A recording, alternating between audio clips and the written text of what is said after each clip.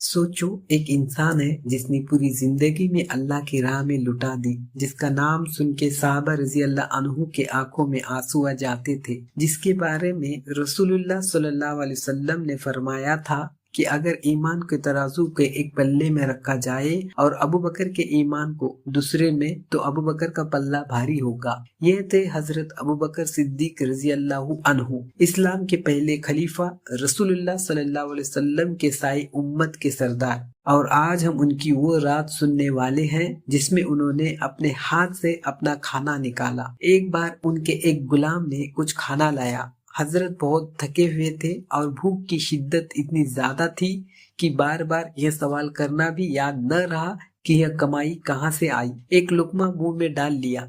तब गुलाम ने कहा, हुजूर, आप रोज पूछते थे कि यह कमाई कहाँ से आई, आज नहीं पूछा? हजरत ने फरमाया, बताओ, भूख की वजह से याद न रहा। गुलाम ने कहा, जमाना ये जाहिलियत में मैंने एक कौम पर मंत्र पढ़ा था। उन्होंने मुझे वादा किया था, आज उनके यहाँ शादी थी, उन्होंने मुझे यह दिया। यह सुनना था कि हजरत अबू बकर सिद्दीक रजी अल्लाह अन्हु का रंग बदल गया। फरमाया, तूने तो मुझे हलाक कर दिया। और फिर उन्होंने अपने हाथ से अपने हलक में उंगली डाली। एक लुकमा था, सिर्फ एक, वो भी भूख की शिद्दत में खाया गया था, मगर वो नहीं निकला। किसी ने कहा, पानी से उल्टी हो सकती है। एक बड़ा प्याला मंगवाया गया। हजरत ने पानी पिया, फिर उल्टी की कोशिश की, फिर पानी पिया, फिर कोशिश की, बार बार, यहाँ तक कि वो एक लुकमा निकल गया। आसपास बैठे लोगों ने कहा, अल्लाह आप पर रहम फरमाए, इतनी मशक्कत सिर्फ एक लुकमे के लिए? हजरत ने आंखों में आंसू भर के फरमाया, अगर मेरी जान के साथ भी ये लुकमा निकलता तो भी मैं निकालता,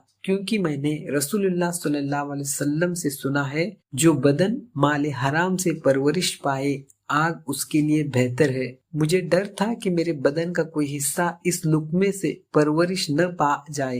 रुको, एक पल रुको, यह कोई आम इंसान नहीं थे, ये वो इंसान थे जिसने अपना घर, अपना माल, अपनी जान सब रसूलुल्लाह सल्लल्लाहु अलैहि वसल्लम के लिए वक्फ कर दिया। यह वो इंसान थे जिसने गारे सौर में नबी के पास बैठ के रात गुजारी, जब पूरी दुनिया दुश्मन थी, और यह इंसान एक लुकमे के लिए इस कदर बेचैनी में थे कि खुद को तकलीफ देना गवारा किया, मगर अपने अंदर हराम की आशना नहीं रहने दी। हमारा हाल क्या है? हम रोज खाते हैं, रोज कमाते हैं। कभी सोचा भी है कि यह निवाला कहाँ से आया? क्या जो पैसे से यह खाना खरीदा वो हलाल था? क्या उस कमाई में कोई सूद था, कोई धोखा था, कोई हक मारा गया था? अल्लाह ने कुरान में फरमाया, ए ईमान वालों, खाओ जो हमने तुम्हें दिया है, हलाल और पाक चीजें, और अल्लाह का शुक्र अदा करो। अगर तुम सिर्फ उसी की इबादत करते हो। हलाल कमाई सिर्फ एक ही फीकी मसला नहीं है, ये ईमान का सवाल है, क्योंकि जो अंदर जाता है वो असर करता है नमाजों पर, दुआओं पर, दिल की नरमी पर और आखिरत के हिसाब पर। या अल्लाह, हम कमजोर हैं, हमने काफी गलतियां की हैं,